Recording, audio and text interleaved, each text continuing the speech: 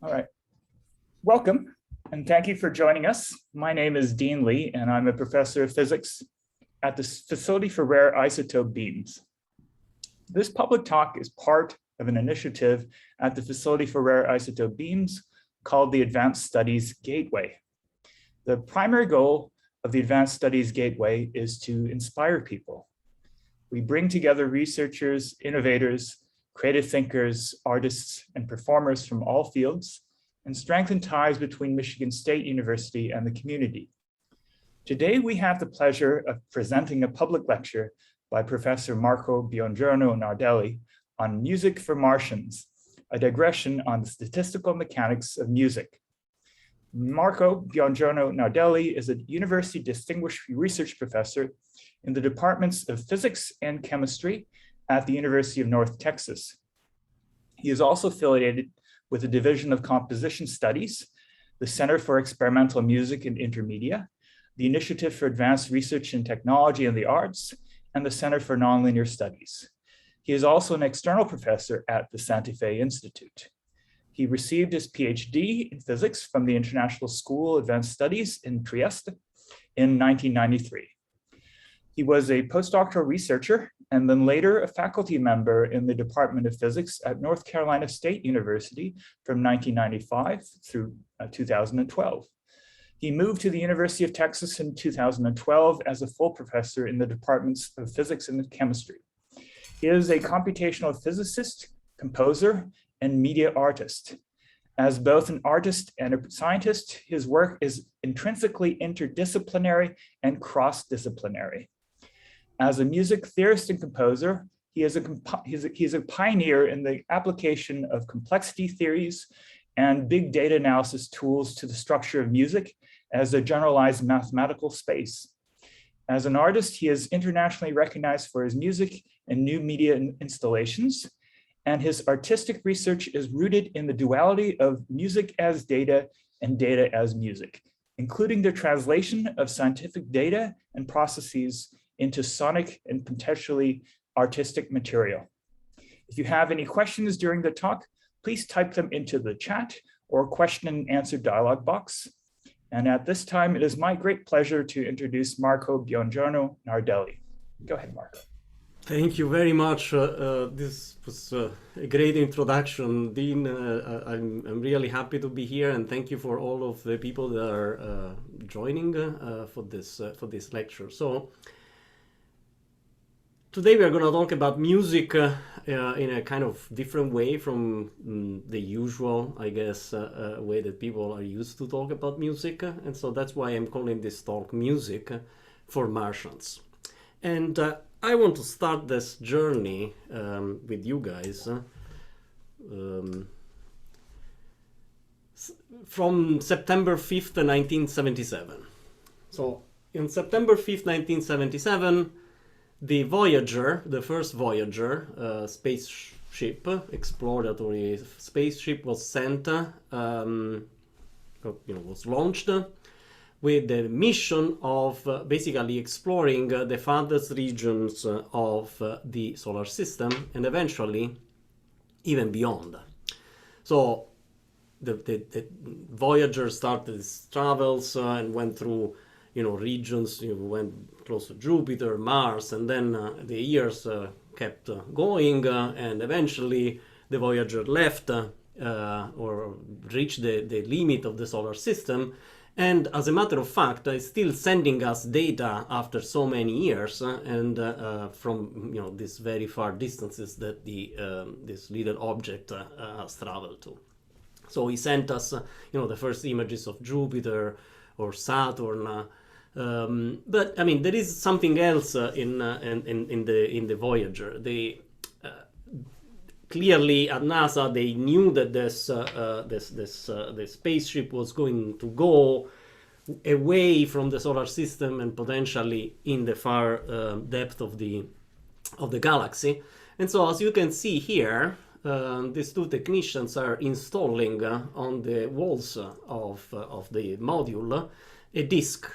And this disk, that is actually made of gold, has, as it says in the, as it's written in the image, a collection of the sounds of the Earth, together with some, diagrams that would hopefully tell an alien civilization how to read the data in the disk, but that's another story.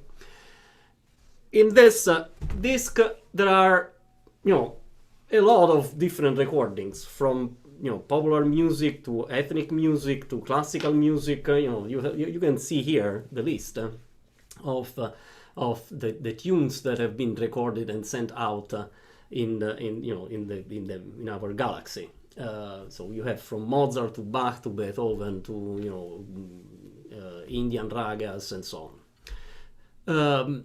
So now we have this Voyager very far from the Earth, and let's assume that I don't know, in as many thousands of years, the Voyager is intercepted by an alien civilization, and let's think for the sake of this lecture that this civilization has a deep knowledge of math, physics, data, networks, dynamical systems. I mean, they are very well accomplished technologically, but they completely lack the evolutionary structure that made music possible on Earth. So they get this module, and this module has this golden disk, and they look at this disk as a data recorder. I mean, there are some data that are recorded on this object, and so what information can they get out of this data that can teach them what music is on Earth?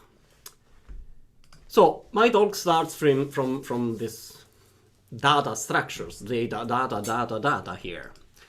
And willingly or unwillingly, in the past year and a half, we have been exposed to many different representations of data for epidemiology and all this kind of unfortunate stuff. But data comes on very many forms and can be represented in very many ways. What I want to show you here for this talk is a particular way of representing data and the structure the relative structure between data sets that exist. And this is what we call networks. I mean, networks are concepts that most of you already know. I mean, you have the concept of, say, the flight map of a particular airline, as we see here, where you have airports that are our data points, and these airports are connected by flights. And so we have this relational structure in which you have some collection of data, and all this data are connected within the system. So for the sake of nomenclature and making things clear for the remainder of the talk, let's call the data points, so the individual airports, the nodes of a particular network, and all the connection between these nodes, we call them the links. So here a network is a collection of nodes and links between nodes. Now, structures like this are ubiquitous. So there are many different kind of data that can be represented as a network. There are technological networks like communication systems, the internet, for instance, the electric grid, the water mains, and so on.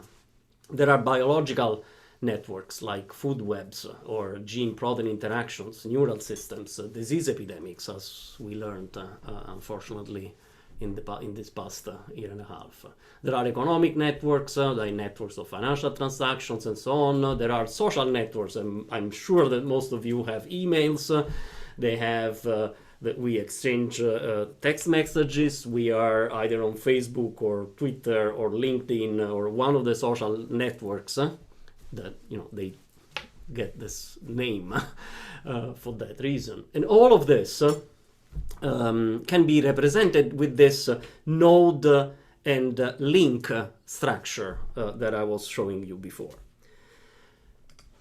Now, if I go back to this representation, you can see that there are some airports that are more important than others. And you can see this graphically, visually, because you see that from some airports there are very many links that are, kind of radiating from there, and other airports have very few connections. There are very few flights that go to Halifax from, I don't know, from New York.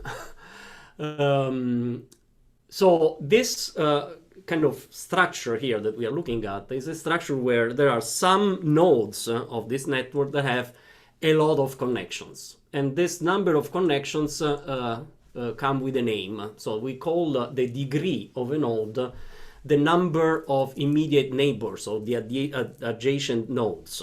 And so the larger the degree, the more important is the node. That means that this person, if he has a large degree in a social network, it means that it has a lot of friends that are connected to the person. And there is another quantitative measure that we can take from the network, the analysis of the network, that is what we call the community structure. So sometimes, and I'll show you here this particular network, there are some nodes in a network that are more tightly connected. What you are seeing here is my Facebook network from a few years ago, because now Facebook doesn't allow you anymore to get this kind of information, but before it was possible, so I did that when it was still allowed. Here you see that there are many groups of nodes, that means many groups of friends, that seem to be very connected with each other. And as a matter of fact, each of these groups have a particular meaning, because I know who these people are. So I know that here, for instance, I have all my friends in the music community from North Texas. Here I have friends from the music community from other regions. Here I have all my physics network. These are all my friends from physics. This is my Italian friends, and so on. This is family. This is my family network. So you see that you have a degree of importance of the node that is given by the number of connections. But then you also have a characteristics of nodes being grouped together. And this grouping together is what we call the community structure, or modularity measure of the network. Okay, so now we have this idea of how we can represent this variety of different data using networks.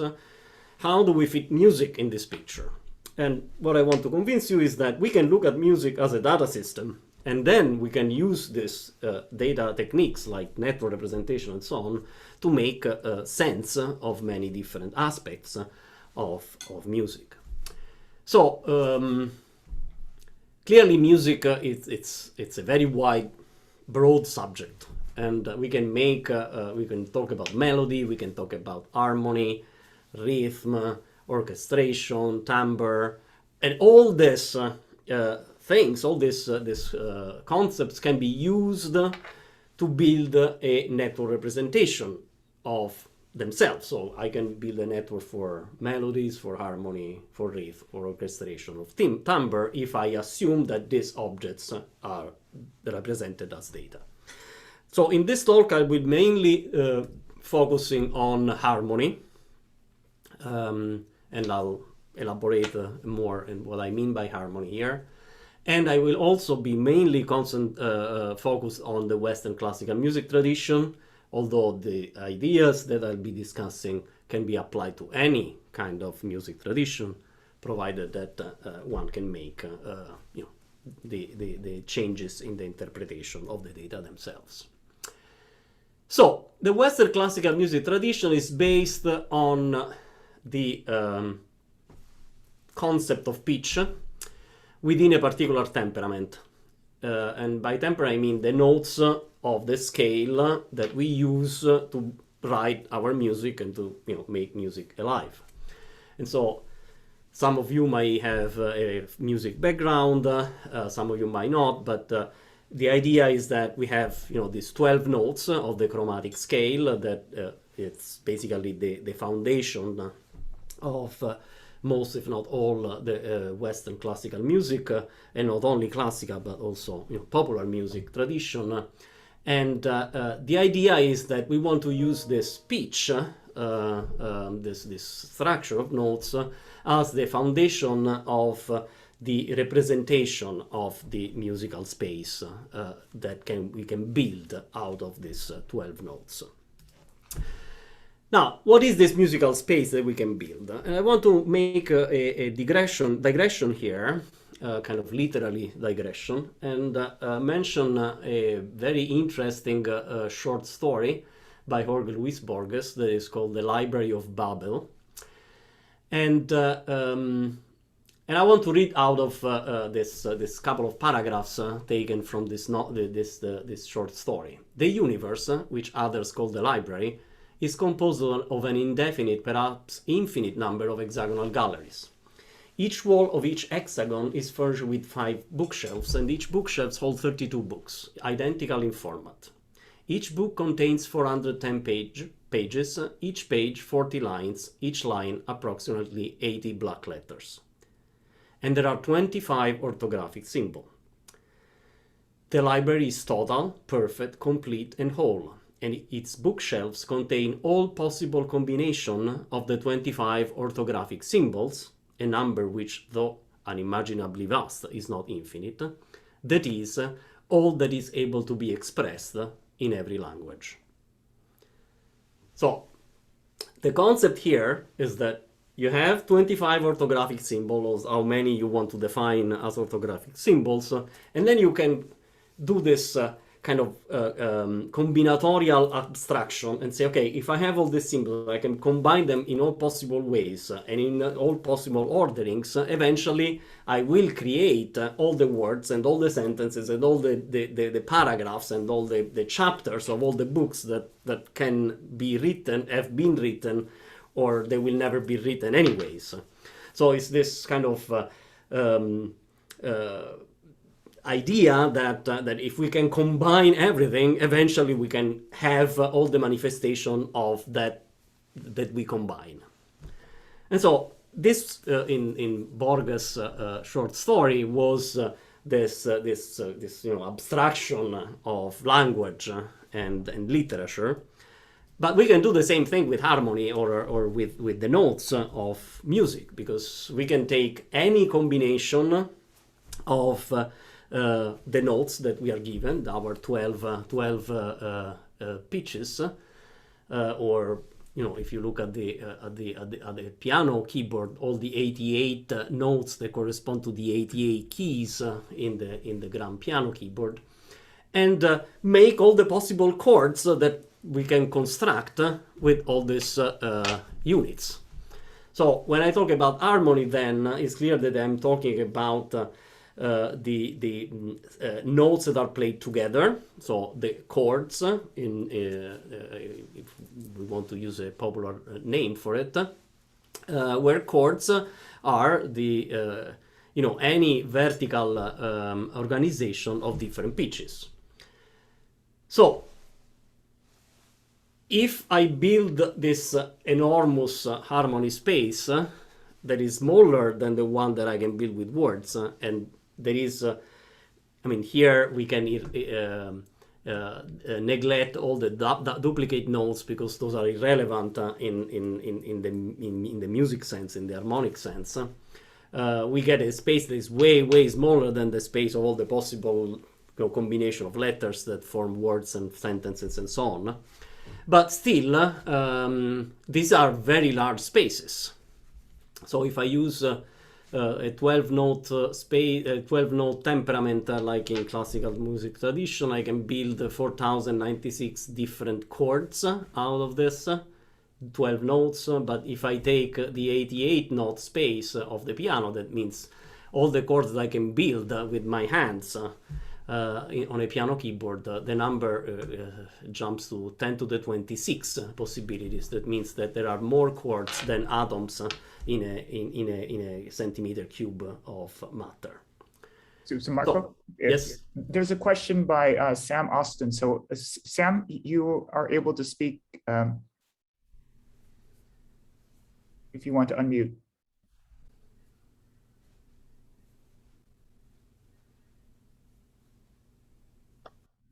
I had no question, Dean. I don't know. I must have hit some button by mistake. That's Sorry. okay, Sam. Oh, okay.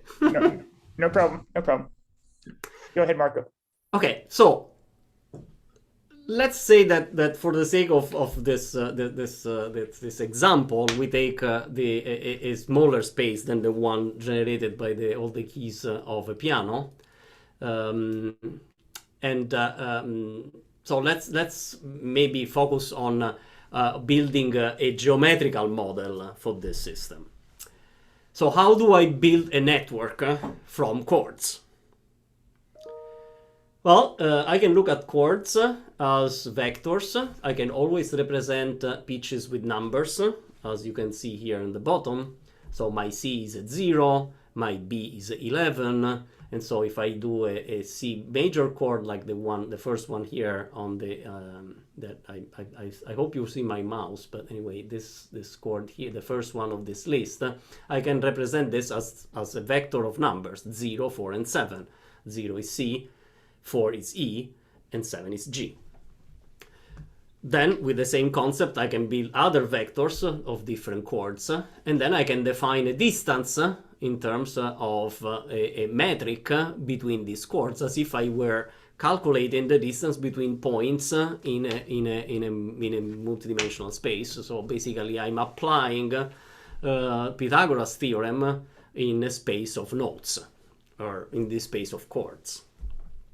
Well, if I do this, then my chords are the nodes of the network, and my edges, my links, are the distances between these chords.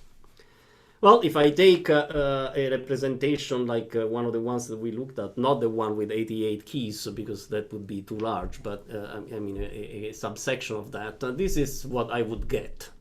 I would get something extremely complicated and extremely dense, because this contains a large number of combinatorial possibilities of all the way that I can assemble notes to make chords. And so this one is a very complicated space.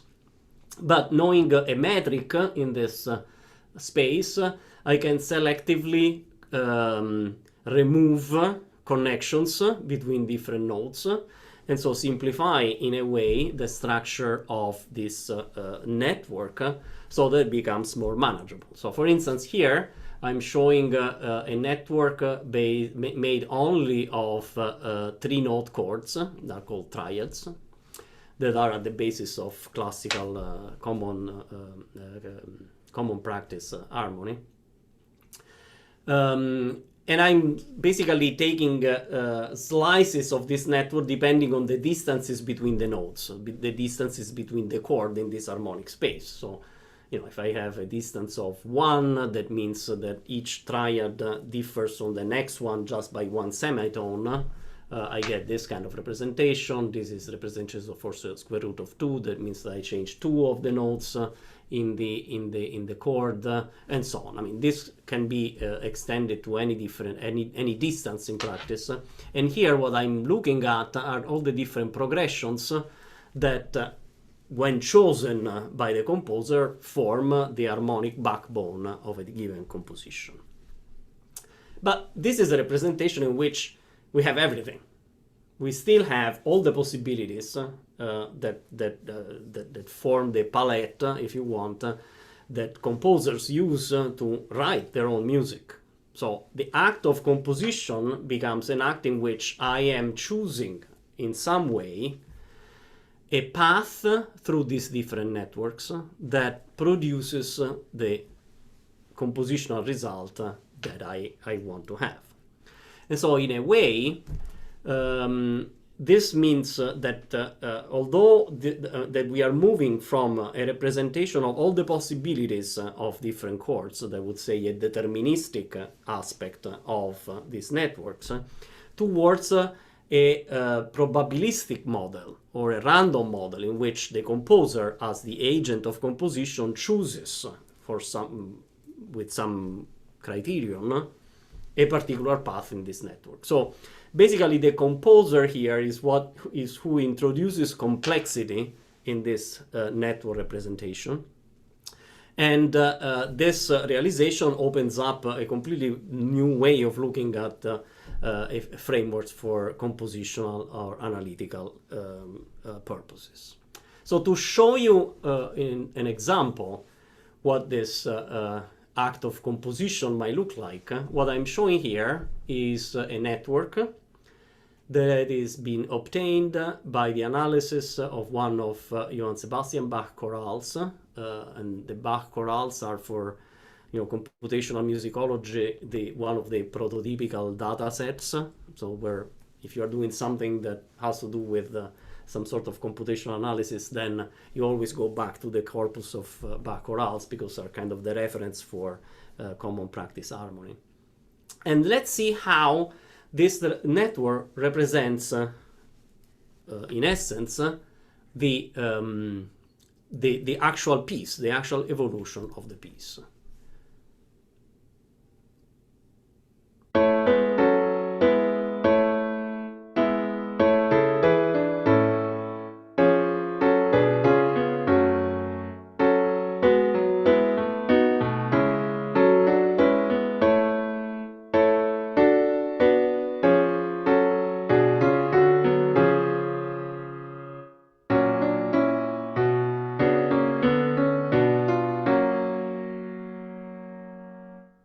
So what do you see here? First of all, you are seeing the whole piece, the harmonic structure of the piece represented in a single shot as a network. And you are also seeing the way in which the Bach in his composition navigates through this network, and the red circle that was going from one node to the other was actually indicating where the piece was in the network in a particular time. Now, if we look at this network, we can already see some peculiar characteristics. The first one that I want to point out is that, as in the airport flight network, there were airports that were more important than others. Here, we have chords that are more important than others. That means there are chords that are more frequently visited in the evolution of the piece than others. And you see this by how large the circle is around a particular chord. So we have a degree distribution that is non-trivial. Some notes have higher degree than others. But also you see colors. Now these colors are not put by myself. The colors are decided by an algorithm that explores community structures in network. You remember the network of my friends and the friends that are all kind of connected because they belong to the same kind of category of friends? And here is happening something very similar. There are some chords that belong to each other.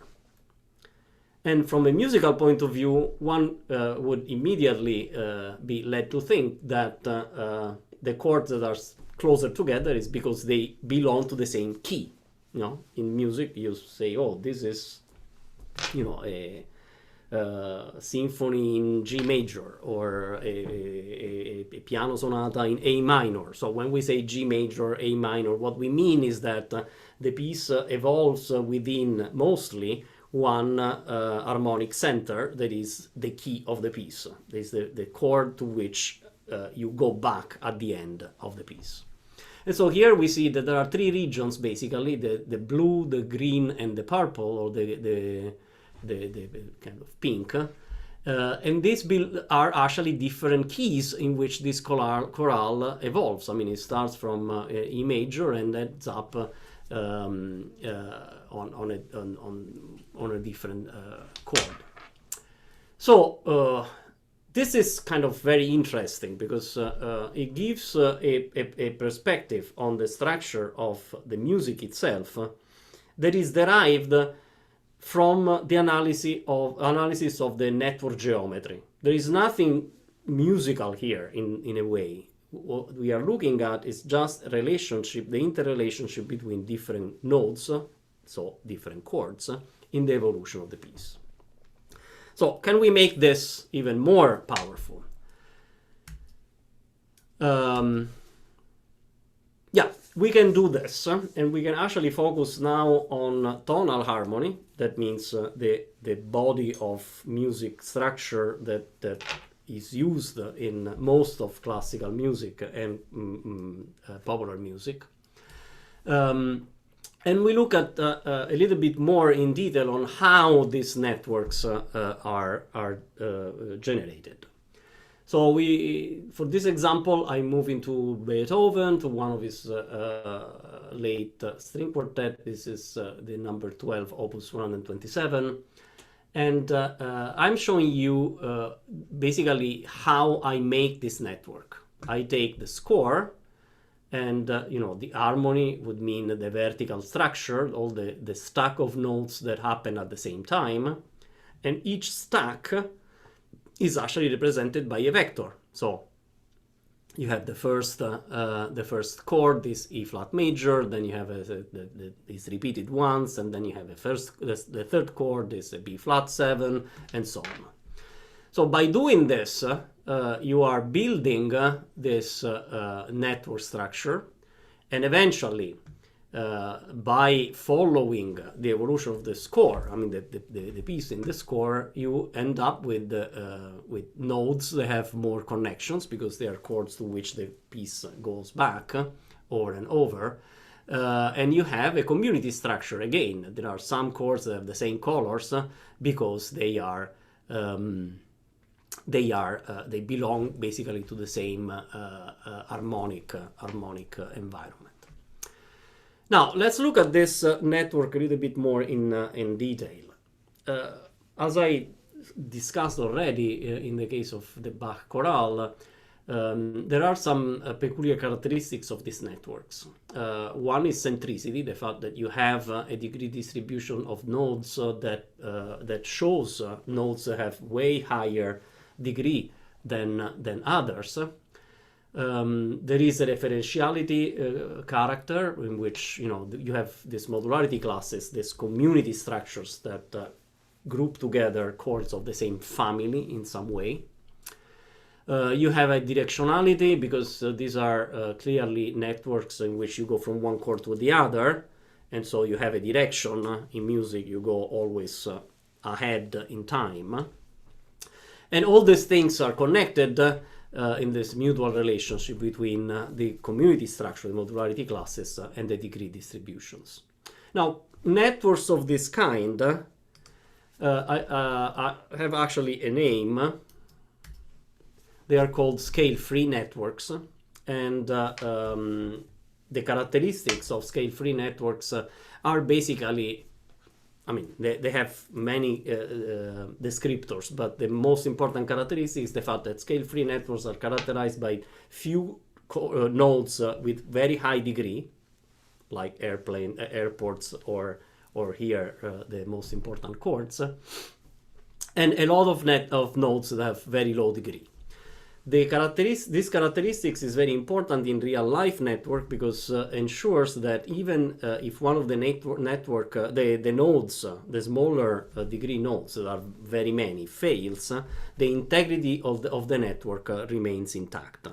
And so in a real-life example, that would be, say, the power grid. You have very large hubs of power productions and many smaller hubs locally, and if the local hub, the local node fails, the rest of the network still has electricity, for instance. Now, if we compare this with the characteristics of tonal harmony, as you can take from textbooks of harmony, well, tonal harmony is governed by a few central chords. That means from a few nodes that have many degrees, many connections. Chords occur within a hierarchical structure, so that there is a family of chords that stays together. There is a preference for asymmetric chord progressions in tonal music because there are functional progressions that our ear perceive as conclusive in the structure of the piece, and this hierarchy exists at every level of the composition. So the characteristics, these four characteristics of tonal harmony actually match basically one-to-one the characteristics of a scale-free network. And so that's very interesting because, as you will see, it will be a way of translating this concept from just a representational analytical tool to a compositional tool. Now, we can look at the same score now in a different way in order to see more of this community structure in terms of the evolution of the piece. And instead of looking at a network or a particular network that contains all the possible chords that are contained in the score, we now look at the time evolution of the chords. So we basically add a dot to this plot every time a chord is played. On the horizontal axis, we have the time. So this is the first chord, second chord, third chord, fourth chord, and so on. And basically, this one is a representation in terms of the occurrence of different chords of the whole piece. In a way, this is a time series. So we are now representing the score as a time series, like the number of COVID cases per month that we have been looking at for a year and a half. Now, one of the interesting things that you can do with time series is, again, by using mathematical tools that are well developed, you can do what is called a segmentation. So you can actually take the time series and look at it critically from the mathematical point of view and identify regions that behave in a similar way. So in a way, it's kind of the equivalent of what we were doing with the modularity and the networks, now though applied to a time representation of this piece. So the algorithm finds 11 different regions from 0 to 10. And if we look at these regions as networks themselves, then what happens is that we have a representation of the score as a multi-layer network where each layer is a network of a particular kind of environment, harmonic environment that is represented by a particular distribution of chords. So if we look closer to some of these layers here, let's look at the first two, for instance, we see that the beginning of this piece is centered about a chord of E flat major. And these are all the other chords that are connected to the E flat major in the key of E flat major. But then at a certain point, Beethoven changes the tonal characteristics of the score. And in this layer now, we have a central chord that is G minor. So it's modulating or changing key from E flat major to G minor. And the structure of this other layer here is centered about the G minor chord with all the chords that belong to that particular key in a network representation. You can do this for the whole score. And you can look at how the harmonic content is evolving through the composition. And eventually, if you look at the top one here, it will go back to the E flat major key and will conclude there, a typical ending for a tonal harmony composition. So Marco, yeah, there's a little bit of a discussion in the chat, so perhaps I'll get you to comment on this. So Bill Robinson comments that since Bach didn't know about networks, perhaps it's not meaningful to use networks to analyze his music. But there's a comment by Gordon Push that says just because Bach didn't know about networks or state transition diagrams doesn't mean that he didn't have a concept of aesthetically pleasing musical states and musical transitions inside his head. Perhaps you wanted to comment on this. Yeah, so the true, definitely Bach or Beethoven or Brahms or Wagner, they were not using networks to compose their music, but we are not talking about here the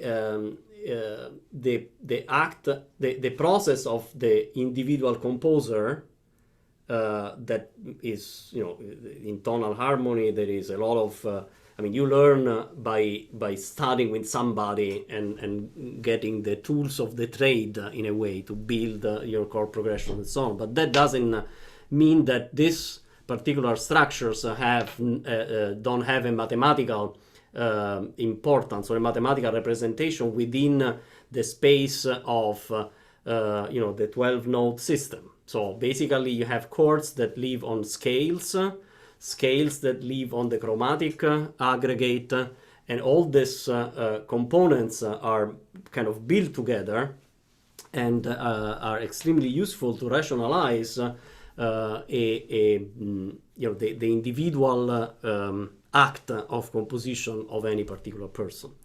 So in a way, you can say that all of the music theory of tonal harmony is arbitrary in a sense, because it's basically a way that theorists have to be continuously adjusting to the new innovation brought by composers that were changing the tradition that they were educated in. So, typical example, the transition between the modal harmony and tonal harmony in the late Renaissance. It's not that somebody has theorized that, it's that this happened, and then it's been theorized, and then it's been analyzed in different ways. So, I think that the answer to the comment is basically the answer that I would give in this particular context. Thank you, Marco.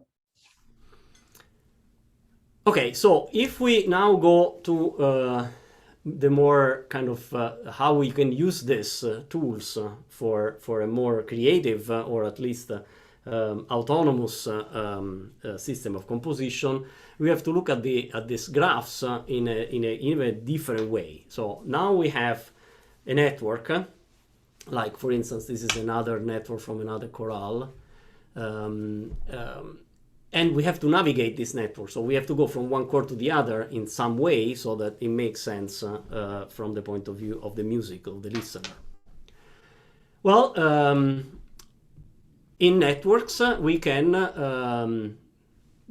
use algorithms to navigate the different nodes and links. And there is this famous, it's called the Chinese postman problem. That is a route optimization problem that founds the minimal number of steps, so the minimal path that you can do in order to touch all the different nodes on a network. So if we look at the application of the Chinese postman problem on a directed network like the one of this chorale, Bach chorale is 117 steps, so it navigates all the chords in 170 steps. The solution of the route optimization problem is actually 110 steps. So we're very close in the number of steps that the optimal solution problem gives us. The solution of the optimization problem gives us, and the actual solution that Bach has implemented in his composition. So if we start from this idea, then we can combine what we have learned on the analysis of the pieces, so how a Bach chorale can be represented by a scale-free network, and basically design an autonomous system that generates harmonic progressions. And the steps are like, you generate a scale-free network, and for this there are plenty of software that generates free networks with different theories and models. Here I'm using the classic Barabasian-Albert model of preferential attachment. That is one of the prototypical example in network theory of a scale-free network. We assign chords to nodes according to a chosen hierarchy. And so basically what I'm doing here, I'm taking the chord distribution from the original chorale, and I'm assigning chords that have same degree to nodes that have the same degree. Then I run the route optimization problem, and I generate what I call the dynamical score network. I generate a progression of chords that correspond to the navigation of the composition in this network. So I want to show you an example of this autonomous generation of chord progressions by comparing the original Bach chorale with the one that is based on the chord progression obtained by the statistical network of Barabasi and Albert. So the first one is Bach.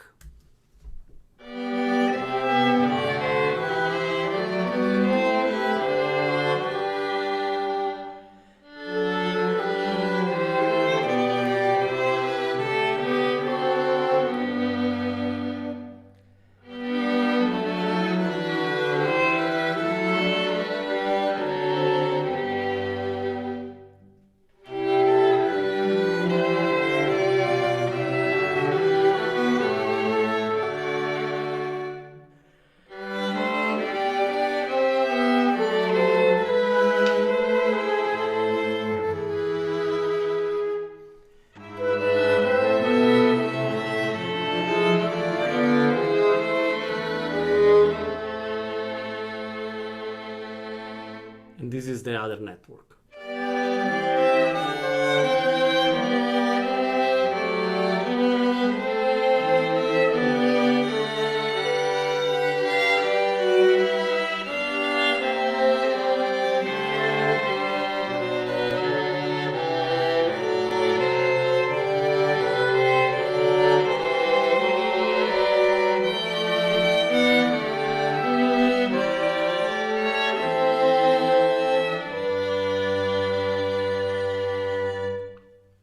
So, makes sense. I mean, in this particular realization, the chord progression is exactly the one that is given by the network. So there has been no change in any of the accidentals or anything. Still has a kind of a tonal feeling. You know, I mean, there are some things that maybe they wouldn't ever happened in a Bach chorale. But overall, it's quite impressive how this kind of shapes up. So, where do we go from here? As the comment that we just heard, the response actually to the comment, we are basically building a kind of representation that brings us to you know, thoughts about you know, the statistical mechanic, what it means from the point of view of statistical mechanics, all this. And so thoughts about universality and complexity of music that can be, you know, concept that can be in a way associated mathematically to a network representation. So I'm, as Dean mentioned in the introduction, I'm now an external professor at the Santa Fe Institute. That is one of the most important, I would say, research institute on complexity, completely interdisciplinary, so complexity in every aspect of science and life. I co-lead there a working group on the complexity and structure of music. We had a meeting in late 2019, remotely, meeting that had you know, people from all kind of walk of science and art, composers, musicologists, music theorists, physicists, mathematicians. I mean, it was very broad, extremely interesting. There are some videos of different lectures that you can find online on the YouTube channel of the Santa Fe Institute. Our next meeting is going to be in May next year, so let's hope that this is going to happen in person. So, what thoughts came out that we can share here in terms of kind of the quantification of what comes of this representation of musical spaces as networks? Well, the first thing is thinking about entropy and information, because you know, complex networks are systems that support the communication of information. And so it's actually a representation that has a lot of you know, meaning in terms of information encoding, and we can actually use entropy as a measure of the you know, that characterizes the properties of the network topology for extracting, in a way, macroscopic descriptors that can help us, even interpret things in music at a different level. So this is a complete work in progress. These results have been presented but not published. But what I'm showing here is a measure of complexity, measure done on a different corpora of the composers from Josquin des Prez, so basically late 1400 to Mahler, early 1900. And what we are looking at here is the average measure of complexity obtained from the analysis of the network in terms of entropy and diffusion. So you see that it seems that there is an increase in complexity during this 400 years of 500 years of history of music. You also see that there is a loss of variations. So more work has to be done in order to understand what is the difference between all these data points that you see, where some seem to be very low complexity and some seem to be very high complexity within the same corpus of a given composer. But what is interesting and what we are, people are starting to look at is to use this kind of tools to look critically at music evolution, for instance. So clearly there is a very net distinction between the pre-tonal modal composers and the more tonal composers. So can we capture, using this kind of analysis, also the changes in music production, both across a single corpus, so within the work of a single composer, or between composers. So just as a comparison for a more modern kind of set of music, we have here Frank Zappa, the Queen, Madonna, the Beatles, and you see how they match different complexity and time periods. So all this that I've been talking about is all the results are obtained with a comprehensive music library that is called Music Network, written in Python and available on PIP or on GitHub. All the information about my work, my music, and my projects can be found in this website, materialsoundmusic.com, and in specific papers that one can look and to go deeper into these concepts are listed here. In particular, the topology of networks in generalized musical spaces, published on the Leonardo Music Journal, and most recently the tonal harmony and the topology of dynamical score networks on the Journal of Mathematics and Music. So let me finish this talk going back to our original story. Would Martians understand the complexity of these data structures? Maybe. But if you remember almost a year ago, there was all this buzz on the news about this mysterious radio signal from nearby star, spooky radio signals, dropped call from ET. And so here I would like to kind of propose that maybe they were trying to send us music from their own planet. And with this, I thank you for your attention. Thank you so much, Marco. That was a beautiful talk. I'm sure there's lots of questions. There are some things in the chat that I will read, as well as the question and answers. But if you have further questions, go ahead and type those in. So let me just read some comments from chat. So this was connected to the previous discussion. So Agnes Moshi said, Jackson Pollock did not know about fractals, yet his paintings do follow the structure. So as an analogy. Mm-hmm. And then there's a comment by Mark Sullivan. Any method that yields fruitful insight is relevant to the study of the musical product. It doesn't tell you anything literally about how Bach thought, but it does tell you something about what was created. I agree. Yeah. Very good. And then there's a comment. So there's a comment by Timothy Nettleton to everyone. It's a shame no analysis was done on a more fully complete perspective of 20th century music. Does complexity increase further? Webern, Glass, Sarajevo. So yeah, I actually have data for that.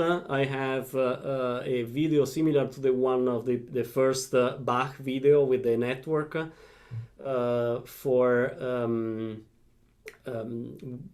Schoenberg piano piece, for instance, where you can get some insight on the structure.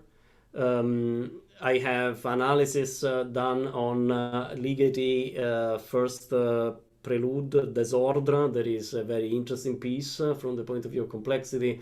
So there is a lot of work that in principle one could do. But you know, time, time and human power. Okay.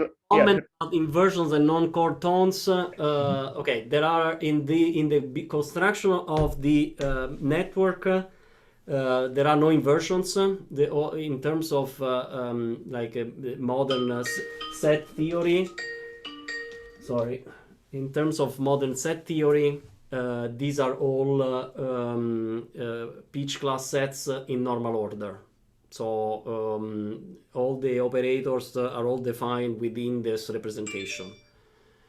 Talking about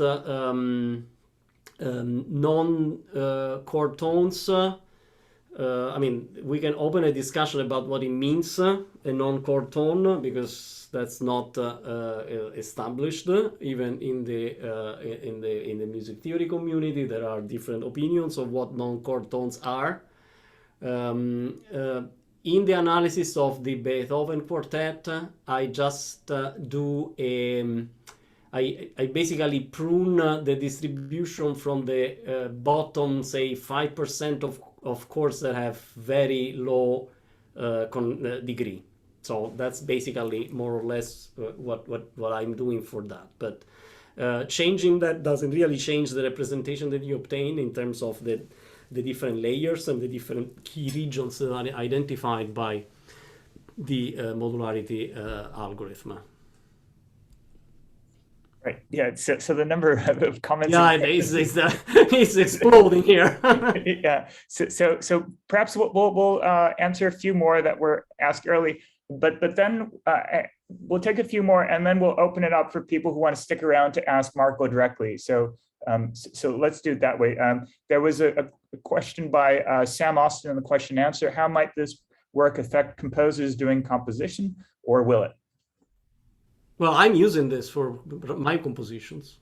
Mm-hmm. I'm using some of these concepts. I'm using some of these constructions for my composition. The idea here is that in a way it opens up, I mean, you can apply this to tonal theory or tonal harmony, but it opens up the possibility of using structures that might be common in our knowledge of harmony to other spaces. So somebody mentioned microtonal music here. So you can apply this to any temperament. You can apply this to any, and I mean, you can start for different chord progressions. You can build completely different spaces that might be in a way difficult to explore if you didn't have this kind of tool that gave you this representation that is very powerful, I think. So from the point of view of the composer, it actually opens up an enormous number of ways of exploring unexplored territory in the construction of harmonic progressions, for instance. Okay, I'm just going to read two more, and then we'll end it, and then allow people to answer to ask questions in person. So there's a question by Josh Epperly. I'm an ecologist and a musician, and I've been looking for ways to introduce randomness and network theories into my compositions. How much background knowledge of coding is required to use your music network tool in composition? Do you recommend other resources as well? It's funny you asked this because I've been teaching this semester a course on algorithmic composition for the composition divisions here at UNT, and I've been teaching to a group of students that are not really Python programmers, but over the semester they learn to use the tools that I given them. The library is not straightforward, I have to say, but it doesn't require a deep knowledge of programming because most of the tools are already there. It's just learning how to use those tools. I mean, how to call particular functions, how to call particular modules, and work with that.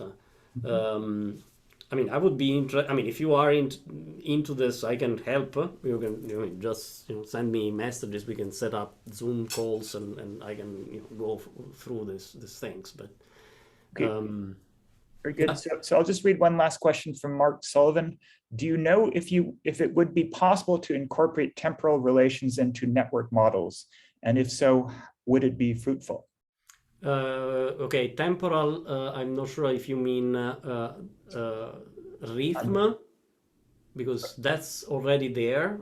I can build networks of rhythmic units. So instead of having chords, you have rhythmic figures or rhythmic units, or just note durations, and build networks in that way.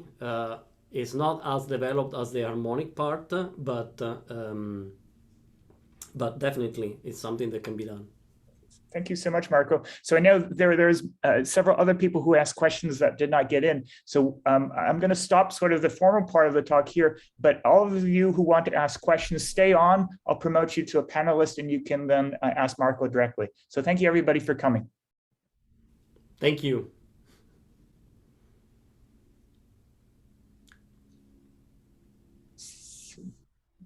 Daniel, you can go ahead and ask your question.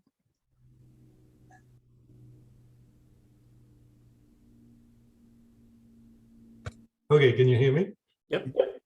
Okay, so I just had a kind of a technical question. Maybe I can show my video too. That would be better. Yeah, you said your links are you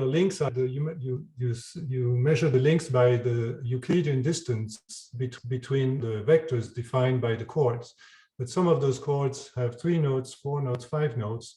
So they don't have the same dimensionality. So I just wonder how you measure the. Yeah, that's a good question. It's kind of more on the mathematical side, but yes, you can always